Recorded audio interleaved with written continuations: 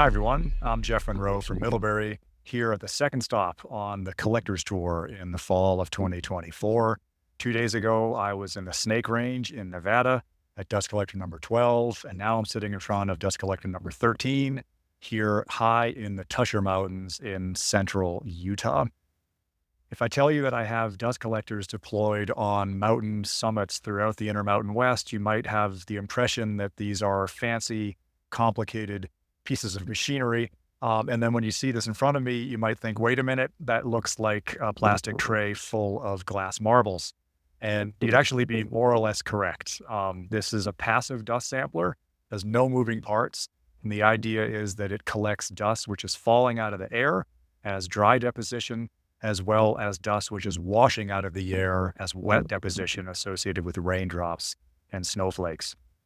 The way these work, geomorphologists and soil scientists working in arid landscapes have long recognized that a rough surface of gravel or loose rock, kind of like what's surrounding me here, acts as a really efficient trap to collect dust from the air.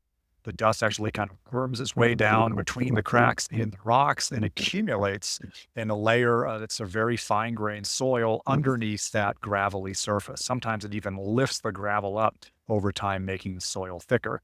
So if we actually dig here, we would find fine-grained soil underneath this otherwise moon-like landscape of shattered rock.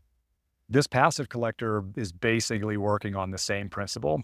These marbles, essentially, these glass beads, simulate the gravel surface. Air passing over the sampler is interrupted, basically, by this roughness that allows the dust to be trapped. And anything that falls in directly from the air, either at wet or dry deposition, also becomes trapped.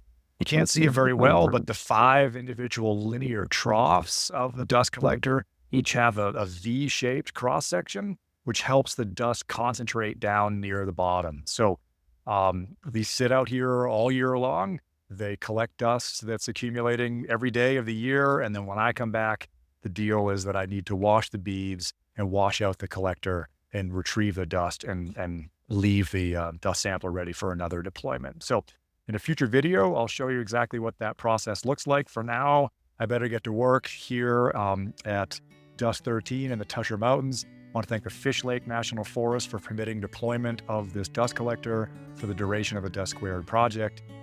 Thanks to you for watching, and thanks to the National Science Foundation for supporting Dust Squared.